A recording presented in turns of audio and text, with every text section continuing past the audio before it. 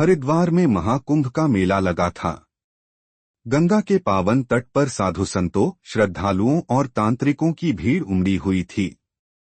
कहते हैं कि इस महाकुंभ में हर बार कोई न कोई अनहोनी घटना जरूर होती थी, जिसे लोग अदृश्य शक्तियों का प्रभाव मानते थे। विनय और उसके दोस्त पहली बार महाकुंभ देखने आए थे।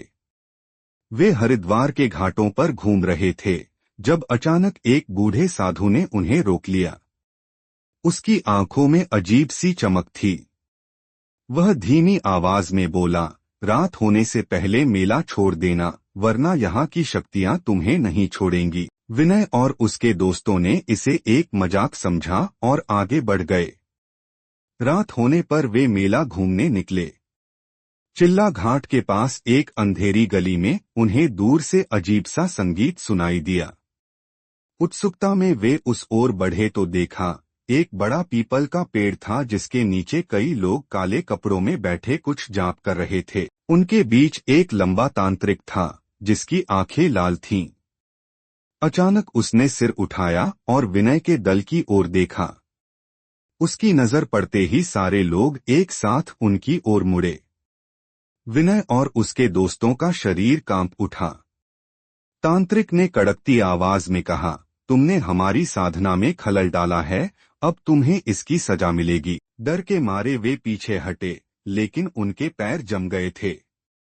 तभी एक लड़के ने हिम्मत कर हाथ जोड़कर कहा, हम माफी चाहते हैं, हम यहाँ अनजाने में आ गए। तांत्रिक मुस्कुराया और बोला, अब कोई माफी नहीं, अब गंगा ही तुम्हारी गवाह बनेगी। वह तांत्रिक हवा में कुछ बुदबुदाने लगा और अचानक वहां भीषण आंधी चलने लगी। चारों ओर धूल उड़ने लगी, मानो कोई अदृश्य शक्ति वहां जाग उठी हो। विनय और उसके दोस्त जान बचाने के लिए भागने लगे, लेकिन जितना दौड़ते उतना ही घाट से दूर जाते जा रहे थे। पूरी जगह जैसे एक भंवर में बदल गई थी। तभी अचानक वही बूढ़ा साधु प्रकट हुआ, जिसने दिन में उन्हें चेतावनी दी थी। उसने गंगा जल छिड़का और एक मंत्र पढ़ा। देखते ही देखते तांत्रिक और उसके अनुयायी हवा में विलीन हो गए और अंधेरा छंट गया। विनय और उसके दोस्त बेहोश हो गए। जब आंख खुली तो वे सुबह गंगा घाट पर पड़े थे। साधु उनके पास खड़ा था। वह मुस्कुराकर बोला, महाकुंभ केवल पुण्य अर्जन का स्थल नहीं है, यह तंत्र मंत्र की अनगिनत शक्तियों का भी केंद्र है।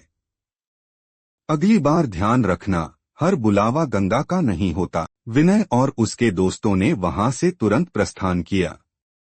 महाकुंभ के इस रहस्य को वे कभी नहीं भूल पाए।